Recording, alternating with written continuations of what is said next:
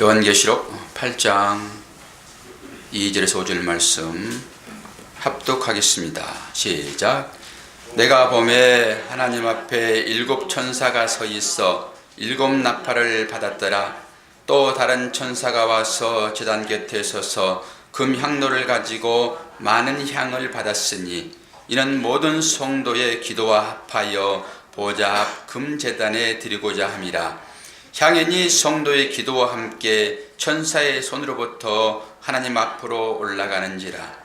천사가 향로를 가지고 제단에 불을 담아다가 땅에 쏟음에 우레와 음성과 번개와 지진이 나더라. 아멘. 이제 본격적인 나팔 재앙이 시작되기 전에 오늘은 서론 부분만 정리하고 다음 주부터 첫 번째 나팔을 부는 장면을 설교로 나타내고자 합니다. 오늘 설교를 하기 전에 그림 하나를 보여드릴 텐데요. 지금 이제 통신 강좌가 진행되고 있습니다. 한 분이 성경 공부를 하고 싶다고 그러셔서 개인적으로 만나서 하는 것은 이제 성도 한 분하고 저하고 만나기는 참 어렵습니다. 그리고 남자라고 그러면 상관없는데 여성도 하고 목사 하나하고는 공부하기 어려워요. 그래서 통신 강좌를 제가 개설해 가지고 통신으로 공부를 하고 있는데 한 과를 일주일 내내 하셨다는 거예요. 일주일 내내. 얼마나 논문 한 편 써야 될 것 같아요. 이제 그거 끝나면은 그 정도로 아주 철저하게 하셨더라고요. 그래서 제가 너무 감동을 받았는데 그 말씀을 앞에 부분 좀 읽다가 아주 공감되는 글귀가 하나를 있어서 제가 그 글귀에 이 그림을 이제 보내려고 준비를 하다가 같이 성도들 같이 나눠야 되겠다 싶어서 이 그림을 준비를 했거든요. 이 그림이 지금 하나님 나라를 보는 관점, 우리 성도들의 삶의 관점입니다. 그래서 제가 계속 이 얘기를 하잖아요. 지금까지는 우리가 하나님을 볼 때, 십자가를 볼 때 대부분 평면적으로 십자가를 봤다고요. 그러니까 늘 그리스도만 보이죠. 그리스도만. 뭐 그리스도만 본다 해가지고 잘못된 건 아니지만은 우리가는 그리스도를 뛰어넘어서 하나님의 마음을 볼 수 있어야 되거든요. 요게 지금 위에서 보는 십자가입니다. 입체로 보는 십자가. 이 얘기를 써놓으셨더라고요. 야, 뭐 다시 달리 뭐 가르칠 필요가 없다 이런 생각을 제가 초반부터 시작을 했는데 바로 성경을 보는 관점입니다. 우리의 관점을 여러분들이 바꾸셔야 돼요. 그래야지 성경이 보입니다. 그러지 않고 이 성경을 통해 가지고 여기서 말하는 것을 내가 따라서 뭔가 하겠다라고 하게 되면 하나님의 마음을 전혀 알 수 없습니다. 이게 이제 율법 어떤 행위거든요. 율법의 행위를 철저하게 깨뜨려 보시는 것이 은혜의 복음입니다. 은혜의 복음. 이게 하나님 말씀을 성경을 볼 때 하나님의 시각으로 보시라고요. 여기 십자가가 보입니까? 뭐가 보입니까? 이 그림을 볼 때 뭐가 보입니까? 답을 해주세요. 뭐가 보입니까? 여관이 열려야지 보인다니까요. 그러니까 이 보이는 걸 말하면 안 돼요. 여기에 감춰있는 것을 얘기를 하셔야지 맞단 말입니다. 성경 말씀은 보이잖아요. 그럼 이 보이는 말씀을 읽으시면서 이 안에 감춰있는 아버지의 마음을 여러분들이 말할 수 있어야 돼요. 그러면 이 십자가 그림을 지금 현상적으로 보지만은 여기에 감춰진 하나님의 마음을 여러분들이 말을 해줘야 돼요. 뭐가 보입니까? 하나님의 마음이 보이지 뭐가 보여요? 이 십자가를 보면은 위에서 내려다 보잖아요. 그러니까 하나님의 마음이 보여야 되는 거예요. 하나님의 마음. 이건 뭐 어려운 거 아니죠. 이런 각도로 여러분들이 이제는 십자가를 보시라고요. 옛날엔 십자가를 볼 때 우리가 맨날 밑에서 우는 것만 봤어요. 우는 것만. 지금은 이제 타고 올라가셔서 평면적으로 봤다 하게 되면은 조금 더 올라가셔서 십자가를 위에서 보시라고요. 그러면 이 시각은 아버지의 시각이란 말입니다. 아들을 십자가에 매달고 눈물 짓는 아버지의 마음을 아셔야지만이 예배도 제대로 드려요. 그리고 그 마음을 아셔야지만이 자녀도 그 마음으로 사랑한다고요. 그 마음을 아셔야지만이 이웃이 누구인지를 보인다니까요. 그러지 않고 맨날 1대1로 나하고 그냥 십자가 예수님과 관계만 생각하니까 복잡이 안 돼요, 이게. 그러니까 아버지의 마음을 볼 수 있어야 돼요. 오늘 두 번째 이제 재앙이 내리기 전에 오늘 서론만 시작할 건데, 오늘 7 나팔을 가진 천사가 등장을 했잖아요. 천사가. 이게 이제 7명의 천사지요. 천사가 지금 뭘 준비하고 있으며 나팔을 불 준비를 하고 있잖아요. 이제 다음 주부터 이제 어떤 천사가 나와 나팔을 불지는 모르겠으나, 오늘 이 천사 말고 보니까 또 다른 천사가 나타나잖아요. 또 다른 천사. 그 천사가 금향로를 들고 제단 앞에 서 있습니다. 제단 앞에. 그리고 그 천사는 성도들의 기도에 향을 더해서 그 기도와 향을 하나님께 올려드립니다. 그러니까 이 향을 하나님께 올려드릴 때 성도의 기도가 향이라고 지난번에 말씀드렸잖아요. 그러면 7명의 천사와 또 다른 한 천사가 있는데, 대부분 천사는 예수 그리스도를 상징적으로 보여주고 있습니다. 7명의 천사와 함께 지금 제단에서 향을 가지고 올라가는 주님이 계시다고요. 그러면 천사를 어떻게 나타나고 있는지 요한계시록 10장 보게 되면은 나와 있어요. 요한계시록 10장 1, 2절 보게 되면은, 내가 또 보니 힘센 다른 천사가 구름을 입고 하늘에서 내려오는데, 그 머리에 무지개가 있고 그 얼굴은 해 같고 그 발은 불기둥 같으며 그 손에는 펴놓인 작은 2마리를 들고 그 오른발은 바다를 밟고 왼발은 땅을 밟았다. 이렇게 얘기를 하고 있습니다. 우리는 이 요한계시록 10장에 나온 이 천사가 요한계시록 1장에 등장한 걸 미리 다 배웠습니다. 요한계시록 1장에서. 1장에서 나왔을 때 그 천사가 누구였습니까? 예수 그리스도였잖아요. 예수 그리스도. 상징적으로 보여주고 있습니다. 그러니까 오늘도 이 향을 담고 있는 이 천사가 누구냐 했을 때 예수 그리스도로 보시면 되겠습니다. 그 다른 천사가 지금 뭘 가지고 있죠? 향로를 가지고 있습니다. 향로. 그 향로는 하나님께 가지고 갈 성도의 기도다. 이렇게 얘기를 하잖아요. 성도의 기도. 그러면은 레위기서를 가게 되면은 이 향로를 가지고 제사를 드린 제사장이 있어요. 어떻게 행동을 하는지, 어떻게 제사를 드리는지를 보자고요. 레위기서 16장 12절에서 14절입니다. 향로를 가져다가 여호와 앞 제단 위에서 피운 불을 그것에 채우고, 또 곱게 간 향기로운 향을 2 손에 채워 가지고 휘장 안에 들어가서 여호와 앞에서 분향하여 향연으로 증거궤이 속죄소를 가리게 할지니, 그리하면 그가 죽지 아니할 것이며, 그는 또 수송아지의 피를 가져다가 손가락으로 속죄소 동쪽에 뿌리고, 또 손가락으로 그 피를 속죄소 앞에 7번 뿌릴 것이며. 지금 제사장이 제사를 드리고 있는 모습이 눈에 어른거리잖아요. 제사장이 뭐 하고 있어요? 지금 이 향로를 지금 가지고 가잖아요. 향로. 그리고 요한계시록 보게 되면은 이 향은 성도들의 기도다, 그렇게 말씀드렸잖아요. 지금 향이 어떻게 얘기를 하고 있죠? 어떻게? 봐요. 휘장 안으로 들어가서 뭐 해요? 그 향연으로 말미암아 증거궤위 속죄소를 가리게 한다라고 하는 것입니다. 증거궤는 뭐죠? 그 안에 십계명이 들어있잖아요. 십계명은 법입니다. 하나님 말씀을 여러분이 법으로 받게 되면은 그 법에 의하여 전부 심판받게 되십니다. 그래서 그 증거궤 안에 넣는 거예요. 그리고 증거궤 위로 향연이 지금 딱 감싸고 있잖아요. 그걸 덮어주는 것입니다. 그러면은 그게 뭘 의미하는가? 이게 예배잖아요. 제사. 실제적으로 우리가 예배 드릴 때 이 향연은 성도들의 기도다 그랬잖아요. 그러면 대표 기도가 얼마나 중요한지 좀 아시겠죠? 대표 기도는 우리 모든 성도들의 마음을 담아서 대표를 하는 거예요. 이건 개인적인 기도가 아닙니다. 모든 성도들이 아멘 할 수 있는 그런 내용으로 기도를 하셔야 돼요. 그리고 그 기도가 성도들의 죄를 덮습니다. 기도나 설교나 다 똑같습니다. 말씀이나. 찬양은 또 어떻고요? 찬양도 하나님께 올려지는 찬양이잖아요. 그러니까 우리가 예배드리는 이 요소는 다 똑같습니다. 찬양이고 기도고 설교 말씀이고 헌금이고 다 똑같습니다. 여러분들이 이런 인식을 가져야지만이 찬양을 부를 때 찬양이 어떤 것인지를 깊이 깨닫고 찬양을 드리는 거예요.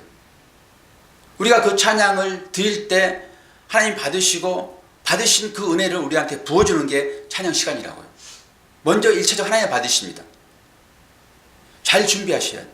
기도도 마찬가지입니다. 오늘 기도 보세요. 이 기도가 그 법궤 위를 덮는다 고 있잖아요. 그 덮는다는 게 뭐지요? 죄를 가린다 이러는 것입니다. 속죄함이 나타납니다. 기도할 때.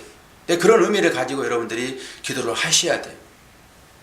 그러니까 중심이 뭐냐 그러면은 우리의 죄의 문제가 가려지는, 오히려 하나님께 뭘 많은 걸 요구하기보다는 오히려 우리를 드러내고 하나님의 용서를 받는 어떤 그런 기도죠. 그래서 성도들의 기도가 바로 향기다, 향유이다 이렇게 얘기를 하고 있죠. 계시록 5장 8절 보게 되면은 또 나오죠. 책을 취하심에 네 생물과 24장로들이 어린 양 앞에 엎드려 각각 검은고와 향이 가득한 금 대접을 가졌으니 이 향은 성도의 기도들이라. 분명히 말씀하고 있잖아요. 지금 향이라고 하는 그 향이 영적인 의미가 뭐냐 했을 때 성도들의 기도다고요. 그러니까 오늘 우리가 요한계시록 8장에 지금 소두로 나팔지향이 있기 전에 지금 한 천사가 그 향을 가지고 지금 올라가고 있잖아요. 이게 기도라고요. 이게 이 기도가 향이 되어가지고 올라가고 거기에 불 담아가지고 이제 다음 주부터 이제 내려올 것입니다.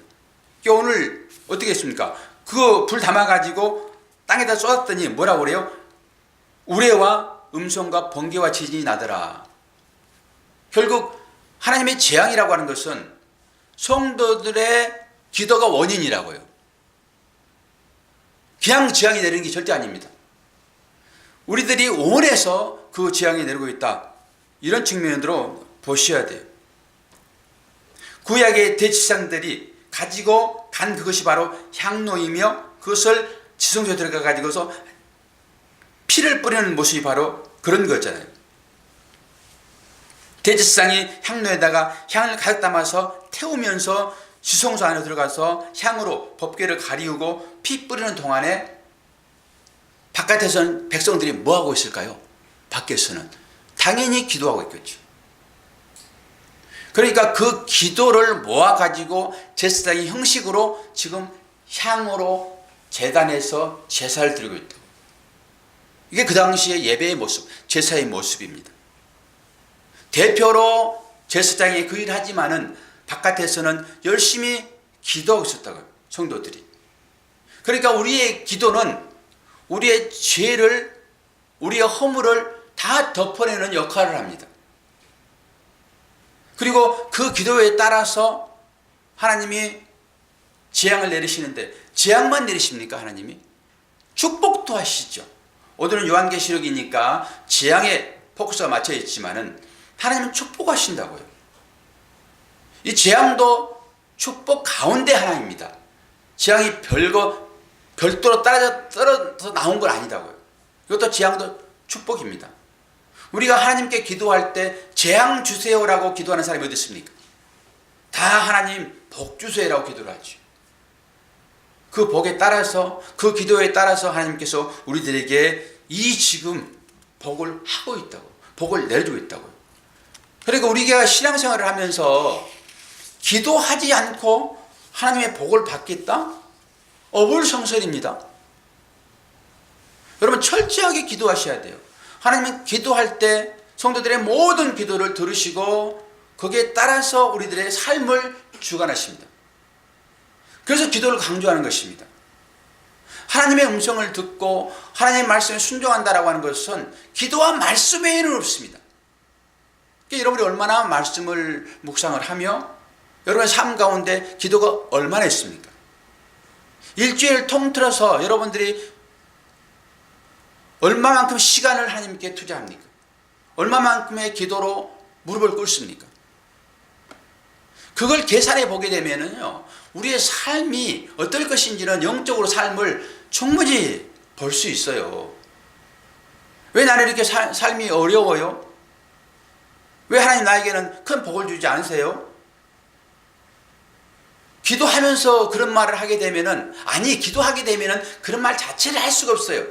기도가 어떤 것인지 알고 오늘 설교를 잘 듣게 되면은 우리가 기도한 대로 하나님 응답하셨구나, 그리고 이 삶이 지금 진행되고 있구나라고 분별되어질 것이니까, 사실 기도를 열심히 한 그런 분들은 하나님 앞에 그런 어떤 말을 하지 못하지요. 오늘 우리는 오늘 이 말씀을 통해 가지고 나의 기도의 삶을 한번 점검해 보셔야 돼요. 그리 앞으로의 삶도 어떤 질서 있는 삶이 될 것이고 하나님을 향하여서 어떤 목적 있는 삶이 되지 않겠습니까? 우리의 삶은, 우리의 방향성은 어디로 가야 됩니까? 우리의 방향성은 하나님의 나라에 맞춰져 있어야 돼요. 하나님의 나라에. 그런데 하나님 나라는 고사하고 세상으로 우리의 방향이, 신앙의 방향이 맞춰 있다 하게 되면은 이것은 관역을 벗어난 화살입니다. 이걸 하마리티아에서 죄라고 그런다고요. 그러니까 우리의 삶의 방향성이 그 십자가를 향하여 가야 되는 거예요. 하나님 나라를 향하여 맞춰 있어야 돼요. 똑바로 가면 됩니다. 그런데 그러지 않고 세상으로 가게 되면은 이건 빗나가는 화살이라니까요.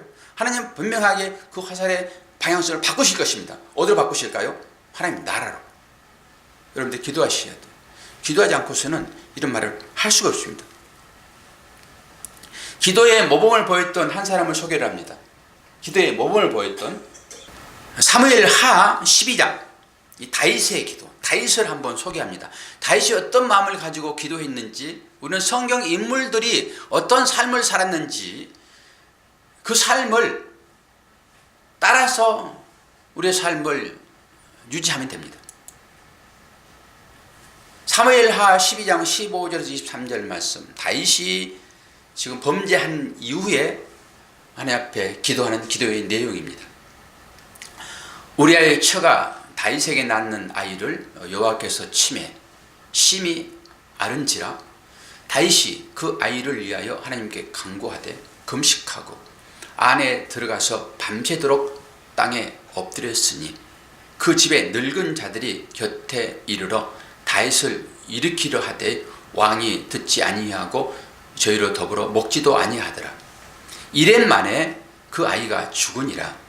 그러나 다윗의 신복들이 아이의 죽은 것을 왕에게 고하기를 두려워하니 이는 저희가 말하기를 아이가 살았을 때에 우리가 말하여도 왕이 그 말을 듣지 아니하셨나니 어떻게 그 아이의 죽은 것을 고할 수 있으랴. 왕이 회상하시리로다 함이라. 다윗이 그 신복들의 서로 수군거리는 것을 보고 그 아이가 죽은 줄을 깨닫고 그 신복들에게 묻되 아이가 죽었느냐 대답하되 죽었나이다. 다윗이 땅에서 일어나 몸을 씻고 기름을 바르고 의복을 갈아입고 여호와의 전에 들어가서 경배하고 궁으로 돌아와서 명하여 음식을 그 앞에 베풀게 하고 먹은지라. 신복들이 왕께 묻되 아이가 살았을 때에는 이하여 금식하고 우시더니 죽은 후에는 일어나서 잡수시님이 어찌미니까. 가로되 아이가 살았을 때에 내가 금식하고 온 것은 혹시 여호와께서 나를 불쌍히 여기사 아이를 살려주실는지 누가 알까 생각함이거니와 시방은 죽었으니 어찌 금식하랴. 내가 다시 돌아가게 할 수 있느냐. 나는 저에게로 가려니와 저는 내게로 돌아오지 아니하리라. 아멘. 지금 다윗이 밧세바와의 동침을 통해 가지고 아이를 낳았는데 하나님께서 그 아이를 죽이는 장면입니다. 그러니까 아이가 아파가지고 몸 좀 누우니까 다윗이 하나님을 향하여서 일주일 동안 금식을 합니다. 일주일 동안. 온전하게 하나님께 기도했다 이러는 것입니다. 대충 한 게 아니라고요. 온전하게. 그러니까 늙은 사람, 옆에서 늙은 사람이 얘기했다라고 하는 것은 장로들일 것입니다. 장로들이 왕이 그렇게 몸을 상하면서까지 금식하게 되면 이 나라가 어떻게 될 것 같습니까? 그러니까 금식을 하더라도 뭐 하루에 한 끼만 하시든지 이렇게 조언을 했겠죠. 그냥 전혀 듣질 않았습니다. 그런데 일주일 만에 아이가 죽어버렸는데 수근거리는 모습을 이제 다윗이 듣습니다. 그리고 금식을 딱 패하고 잔치상을 벌여가지고 먹습니다. 그러니까 우리의 일반적인 상식과 맞지 않잖아요. 오히려 죽게 되면 더 통곡하면서 하나님 내가 일주일 동안 금식했는데 어찌하여 내 기도는 듣지 않으셨습니까? 라고 말할 수 있잖아요. 오히려 금식을 연장할 수도 있겠죠. 그런데 금식을 딱 끊고 잔치상을 지금 차렸다라고 하는 것은요, 그거 잊었다라고 하는 것입니다. 우리의 삶이 이런 삶이 될 것입니다. 제가 지금까지 제발 기도할 때 우리가 마태복음서 얘기했듯이 잊고 먹고 마시는 것이 대하여 여러분 기도하지 마세요. 그건 기본적인 것이기 때문에 믿는 사람은 믿지 않는 사람이나 공의 하나님께서 은혜를 주시는 것인데 왜 믿는 사람들이 그런 것에 매달려 가지고 그렇게 울고 불고 금식하면서 그걸 위하여 기도합니까? 그 기도를 이제는 내려놓으십시오라고 말씀드렸잖아요. 왜 그러죠? 왜?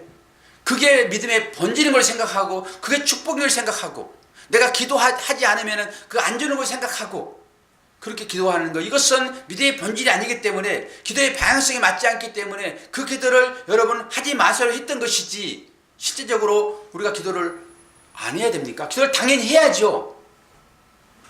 딱 다윗과 같이 기도해야 됩니다. 우리한테 큰 어려움이 지금 발생했잖아요. 아이가 좀 죽게 생겼잖아요. 이것을 우리의 다양한 삶으로 연결시켜도 충분하게 해석할 수 있죠. 뭐 돈이 필요하다든지 내지는 다른 어떤 중요한 그 어떤 일들이 나한테 발생해가지고 내가 그것 때문에 많이 힘들다든지 당연히 기도해야죠. 해결해 주세요라고 기도하셔야죠. 정말로 힘들어서 이거 해결해 주지 않으면 큰일 나겠는데 이거 육신적인 걸 기도하지 마라고 그러니까 이거 관계적으로 기도를 못하고 속으로 끙끙거리면서 그런 이중적인 모습으로 신앙생활을 하면 되겠습니까? 기도가 본질이 어떤 것인지를 모르니까 끙끙대는 거예요. 제가 예전에 그렇게 얘기했을 때는 그게 기복신앙이기 때문에 그렇습니다. 우리의 신앙이 기복신앙으로 가면 절대 안 돼요. 그래서 기도가 무엇인지 오늘 지금 다윗이 정확하게 기도를 좀 하고 있잖아요. 다윗이 어떤 문제가 발생되게 되면은 그 문제를 향하여서 여러분 기도하셔야 돼요. 몸이 아프게 되면은 하나님 낫게 달라고 기도하셔야죠. 고통스러워가지고 미치겠는데 목사님 기도하지 말라고 그러니까 아이고 아프면서도 그냥 안 아픈 척 그러면 되겠습니까? 부르짖어 기도하셔야죠. 내 몸이 아프게 되면 기도도 안 나오는 거예요. 믿음의 삶도 제대로 안 됩니다. 우리가 하나님 영광을 위하여 살아야 되는데 그때 여러분 기도하셔야 돼요. 돈이 필요하면 돈을 위해서 기도하셔야 되고 자녀를 위하여 기도하셔야 되고 기도하는데 어떻게 끝을 낼 것인가가 더 중요하단 말입니다. 우리는 그것을 목적 삼아서 기도하다가 들어주지 않으면은 하나님이 나를 미워하시나 보다. 그리고 하나님을 저주하고 교회를 떠나는 사람들이 수없이 많습니다. 그 복을 찾아서 교회 나온 사람들이 그거 채워주지 않고 그게 기복이다라고 강단에서 자꾸 얘기하니까 잘못했나 보다 하고 교회를 떠난다니까요. 본질을 아셔야 돼요. 어려우면 다윗처럼 기도해야 될 것입니다. 그러나 기도에 들어주고 안 들어주는 것은 나한테 달려있는 것이 아니라 하나님께 달려있는 것입니다. 하나님께서 그 아이를 데려가니까 이것은 내가 기도해서 될 문제는 아니었구나라고 여러분 돌이키셔서 그 문제를 덮고 새롭게 출발하셔야 되는 거예요. 문제가 해결 안 됐다 해가지고 이것이 내가 기도가 부족해서 그러는구나 라고 생각하지 마시고, 그런데 그게 언제 결정 날 것인지 잘 모르잖아요. 오늘 확실하게 아이가 딱 일주일 만에 죽어버렸으면은 여기가 끝이다 보다 하고 기도를 끝낼 텐데 우리는 그걸 모르니까 끝까지 기도하셔야죠. 그런 과정 중에 의미가 분별되어지게 되면 거기서 종결이 됩니다. 깨달아지면 그것이 끝이에요. 깨달아지면 어떤 사안을 가지고 여러분 기도하시잖아요. 그럼 그 기도를 통해 가지고 금식 기도할 수도 있고 불절 기도할 수도 있고 다양한 방법 기도할 수 있으나 그 기도 가운데서 하나님의 뜻이 분별되어지면 그게 끝이에요. 더 이상 할 필요 없습니다. 하나님은 그거 깨닫도록 그걸 허락하신 거예요. 그 구원을 하나님께 맡기십시오. 하나님께서 낫게 하시든지 낫지 않게 하시든지 하나님 하실 거라고요. 그 부분은 그런 차원에서 기도는 중요해요. 오늘 지금 재앙이 떨어지는 것은 성도들의 기도가 향이 돼가지고 천사를 통해 가지고 올려질 때 그 기도에 불을 담아가지고 땅에 엎어버리잖아요. 그러니까 성도들의 기도가 있지 않게 되면은 이루어진 건 한 개도 없습니다. 우리가 살고 있는 이 모든 것들은 암암리에 우리의 기도가 다 올라가는 거예요. 성도들의 모든 기도를 하나님이 들으신다라고 얘기를 지금 하고 있잖아요. 모든 기도. 그럼 우리들의 기도는 하나님 뜻에 합당한 기도는 거의 없어요. 우리들의 기도는 육신의 정욕, 안목의 정욕, 이 세계 자랑에 대한 거의 그런 기도예요. 어떻게 하면 내가 이걸 통해 가지고 이 땅 가운데서 편하게 살까? 그럼 남 보란 듯이 살 수 있을까? 남한테 손가락질 당하지 않고 어떻게 하면 살까? 이런 측면에서의 기도가 대부분이라고요. 대부분. 근데 참 기도는 그런 기도가 아니에요. 참 기도는 하나님의 뜻을 묻는 것입니다. 하나님께서 기도할 때 응답 주시는 대부분의 기도는 다 낮아져라 해요. 다 섬겨라 그래요. 다 십자가를 네가 져야 돼. 이렇게 얘기하지. 너 한 대 맞았으니까 두 대를 치라고 안 한다니까요. 너무 맞아가지고 억울해서 때릴 수는 없는데 하나님 앞에 나와가지고 하나님 저 억울해서 도저히 살 수가 없어요. 어떻게 해요? 하나님 뭐라 하실까요? 한 대 더 맞으라 그래요.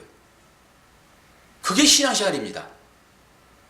그러니까 우리가 하나님만만 잘 알게 되면은 굳이 기도하지 않아도 한 대 칠 때, 올밤을 칠 때 옌밤을 돌릴 수 있다니까요. 그런 마음으로 살게 되면은 그게 기도의 결과라고요. 하나님은 절대적으로 기도해서 그 위에 서라라고 하지 않는다니까요. 그 자리를 네가 뺏어가지고 그 사람 내려버리고 네가 거기 올라가라 하나님은 절대 그렇게 응답 안 하신다니까요. 근데 우리의 기도는 대부분 그러잖아요. 경쟁해가지고 내가 그 자리에 찾겠다라고 기도하잖아요. 교회 내에서도 우리 이제 고3짜리 아이들 많이 기도를 하잖아요. 그때 목소리 큰 사람이 합격할까요? 어떤 사람이 합격할까요? 대부분 다 내가 그 자리에 가기를 위해 기도를 해요. 내가 그 자리에 가기 위해요. 그리고 조금 시간이 남으면은 옆 사람을 위해 기도하죠. 그리고 결과가 이제 옆 사람이 딱 붙게 되면은 왜 하나님 내 기도는 안 들어주시고 옆 사람 기도를 들어주십니까? 네가 그때 그렇게 간절히 기도했잖아. 그럼 어떻게 할 거예요? 그런 차원에서 기도가 우리의 기도가 돼야 되는 거예요. 여러분 보세요. 이 땅에 얼마나 많은 재앙들이 지금 일어나고 있습니까? 성경에서 기록한 그 재앙들이 지금 쏟아지고 있습니다. 이것은 뭐 벌써부터 있었던 일이지만은 지금 더해요, 더해. 지진도 얼마나 많이 일어나고 있습니까? 그리고 우리 한국에도 지금 많은 재앙들이 계속 지금 들려오고 있잖아요. 왜 이렇게 불은 많이 나가지고 인명은 살상되고 하는지 참 이해를 할 수 없지만은 이게 다 우리가 당하는 재앙 아닙니까? 거기에다 제가 휘발유 뿌리듯이 참 말하는 것 같아서 죄송스럽게 하지만은 모든 재앙들은 오늘 요한계시록에 나타난 것처럼 성도들의 기도가 올려져서 그 올려진 거기에 불이 담아져서 내려온 것이 지금 지진이 들었잖아요.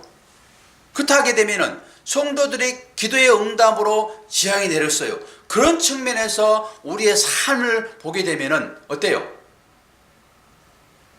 다 그렇게 해석할 수 있죠. 우리들이 기도하기 때문에 지금 그런 일이 벌어지고 있다.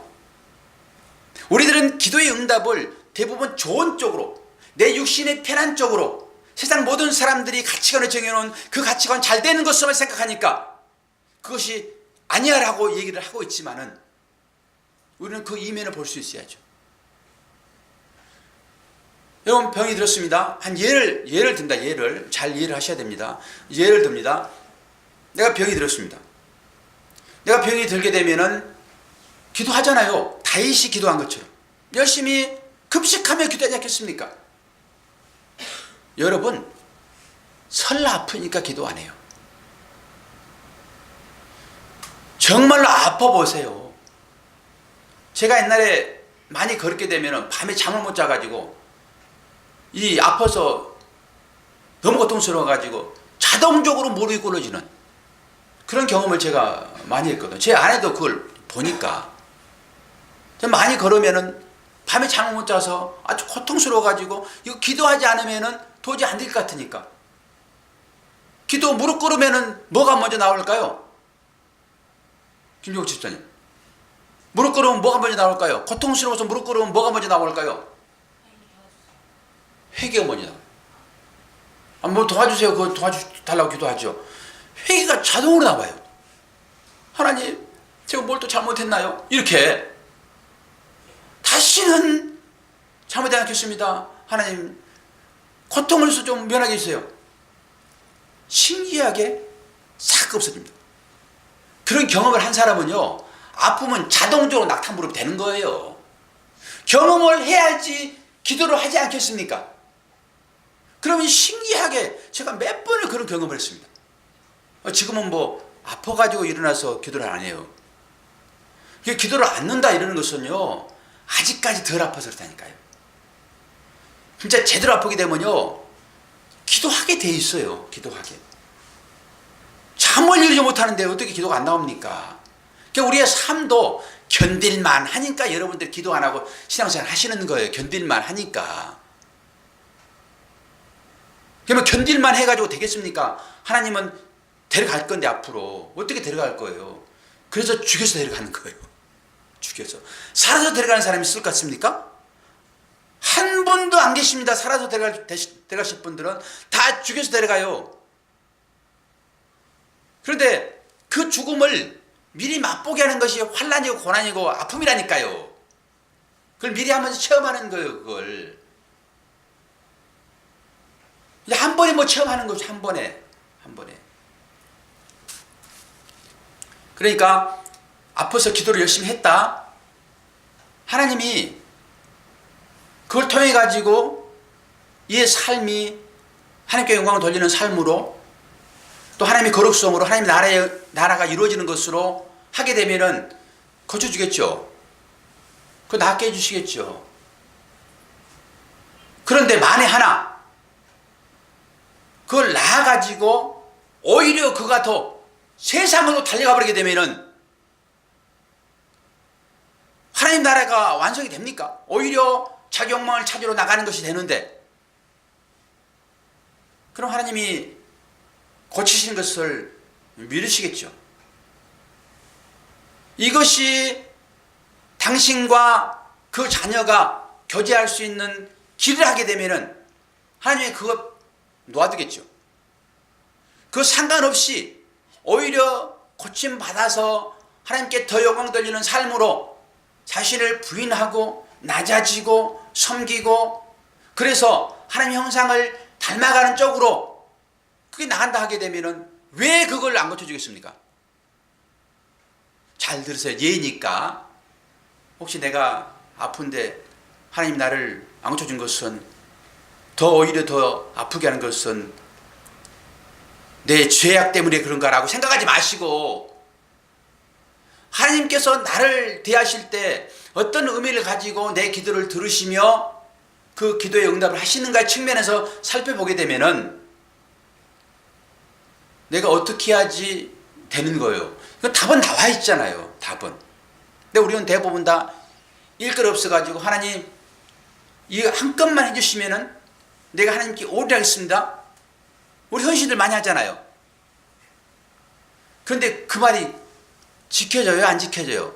제가 경험해보면 안 지켜져요. 오히려 돈이 좀 많이 되고 그러면은 내가 이 돈을 통해 가지고 나의 어떤 식의 즐거움을 찾을까? 여기로 가게 되어 있습니다. 그런데 이렇게 설교하게 되면은 나는 안 그럴 거니까 한번 줘보라고 하나님께. 하나님이 마음을 잘 아시는데 그렇게 하시냐고요. 안 한다니까요. 안 해. 기도라고 하는 것은 그거예요. 지금 재앙이 떨어지기 전에 우리가 이제 서론적으로 말씀을 드리고 있는데, 지난번에 민수기서 봤을 때 그 백성들 계수하는 장면을 봤잖아요. 그리고 우리가 14만 4천 안에 들어가 있는 사람들이잖아요.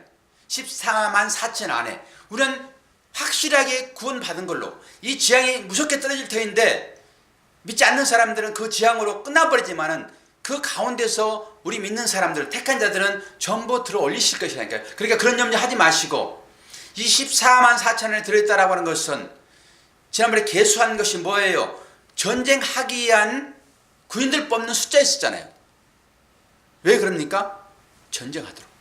그 14만 4천 안에 들어있다라고 하는 것은 전쟁하는 사람들의 숫자예요.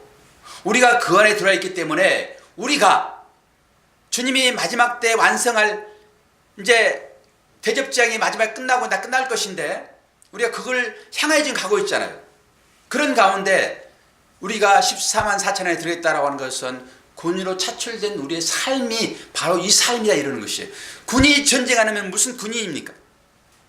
여러분을 지금 군인으로 뽑았는데 여러분의 삶 가운데 이 영적 전쟁이 지금 엄청나게 있잖아요. 이 사실 여러분들 아셔야 돼요. 이 사실을. 그럼 뭐예요? 우리는 군인이라고요 지금. 당연히 군인은 전투라는 것이죠. 그런데 하나님께 기도할 때 하나님 제발 전쟁이 없게 해주세요. 그러면 군인을 포기하는 거예요.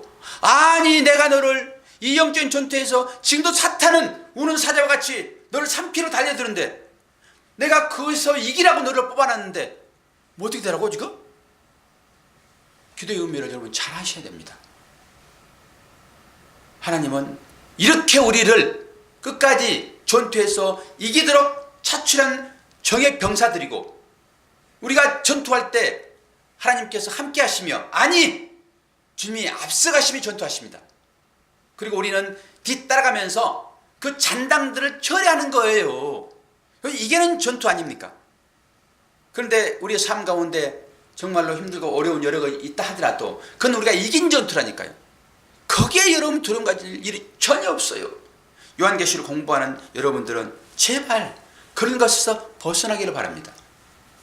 우리가 신앙생활 하면서 기복신앙이나 신부주의, 자유주의 종교, 다원주의 이런 것에 여러분들 마음을 뺏기지 마셔야 돼요. 이게 사단의 유혹입니다. 이게 유혹입니다. 여기서 벗어나셔야 돼요. 그래서 바른 복음 안에서 바르게 신앙생활하는 여러분들에게 축원합니다.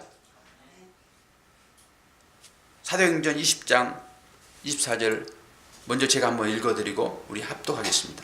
내가 다져갈 길과 주 예수께 받은 사명 곧 하나님 은혜의 복음을 증언하는 일을 마치려 하면은 나의 생명조차 조금도 귀한 것으로 여기지 아니하노라. 정예 병사들이 살아가야 할 삶의 모범입니다. 사도 바울이 지금 그 삶을 살고 있습니다. 우리도 제자 중에 다 들어가 있는 사람들이고 사도 바울의 그 바톤을 받은 사람들이기 때문에 우리도 똑같이 이와 같은 신앙 고백을 해야 될 것입니다. 이렇게 신앙 고백하고 이런 삶을 살기를 원하는 여러분, 저와 함께 큰 소리로 믿음의 고백으로 함께 이 말씀을 합독할 의향이 있으십니까? 저는 하지 않고 여러분 스스로 한번 하시기를 바랍니다. 시작! 내가 가져갈 길과 주 예수께 받은 사명 곧 하나님의 은혜의 복음을 증언하는 일을 마치려 하면은 나의 생명조차 조금도 귀한 것으로 여기지 아니하노라. 여러분 이 고백을 하셔야 됩니다. 이 고백하실 때만 영적 전투에서 이길 수 있고 고생 덜 할 수 있습니다. 기도하겠습니다. 하나님 아버지, 우리는 하나님의 말씀과는 상관도 없이 내가 꿈꾸는 것으로 하나님의 나라를 생각하며 그 조건에 부합하면 하나님이 내 하나님이 되고, 내가 살아가는 그 조건에 맞지 아니하면 하나님은 나를 도와주는 어떤 또 다른 신 중에 하나 정도로 하나님을 찾습니다. 진리가 된 우리들이 이 사도 바울의 이 고백을 함께 하지 않는다 하게 되면 우리는 제자 도를 거스르는 것이고, 이 도를 거스릴 때 하나님은 하나님의 나라에 합당한 자로 여겨주지 않을 것을 우리는 압니다. 비록 많이 부족하지만은 오늘도 우리가 이런 고백을 통하여서 우리의 믿음이 어떻게 살아내야 될 것인지를 다시 한번 다짐하며 하나님의 크신 은혜를 구합니다. 우리의 삶을 인도해 주시고, 우리가 살아가는 이것은 내가 기도한 대로의 응답임을 다시 한번 깨달을 수 있도록 도우시어서 기도에 전념하고 말씀을 통하여서 하나님의 뜻을 분명히 깨닫고 그 삶을 우리 모두가 바르게 살아갈 수 있도록 도와주시어서 마지막 때에 모든 사람들이 그 멸망의 길로 갈지라도 우리는 하나님의 품에 안기는 그 엄청난 생명의 면류관 받게 됨을 확인하고 믿음을 고백하는 결단이 될 수 있도록 은혜 베풀어 주시옵소서. 예수 그리스도의 이름으로 기도하옵나이다. 아멘.